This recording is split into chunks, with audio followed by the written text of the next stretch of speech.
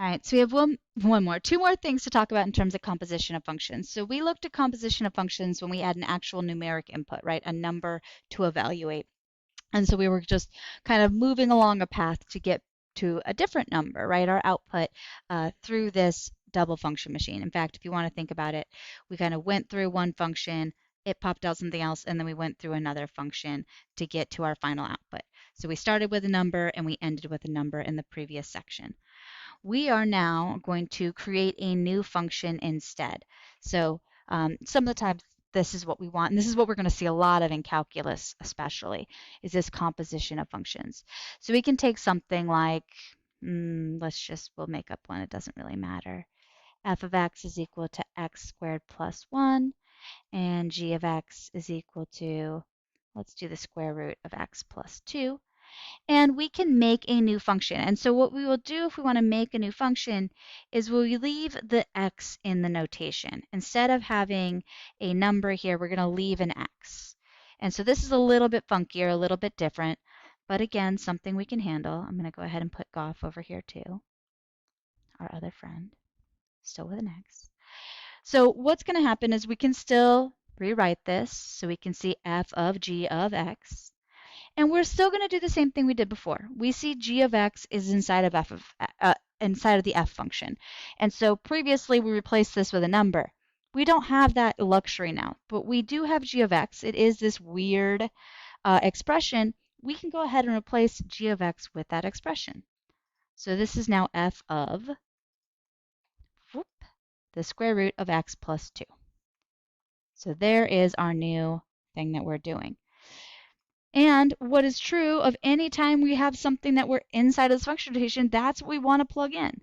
So we can see f says whatever you have for x, take it, square it, and add 1. So that's exactly what we're going to do with our input. We're going to take the input, square it, and add 1. The only thing now is our input is this big fat radical x plus 2. But if we know some stuff, we do know that the square root and a square are inverse operations of each other. They undo each other. So this, if we wanted to simplify, will become x plus 2 plus 1. This will just become x plus 3. There is a little bit more to this. This is overly simplified. This is a simplified answer, but remember back to when we talked about domains for just those basic operations, that's what's coming up next, talking about domains for our compositions of functions. So I do want to put we'll come back, a little star here. We'll talk about this because technically we got to deal with the fact that if we look at g of x, this is a radical function. In radical functions, we can't evaluate negative numbers in the real number land, right? We can't take the square root of -1. So when you see something like this, we know whatever numbers that are plugged in there that are that radicand inside of that square root, they have to be greater than or equal to 0, which means my x has to be greater than or equal to -2.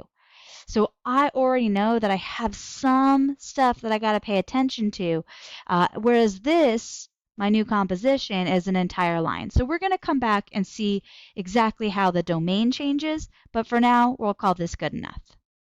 So you guys try g composed of f at x.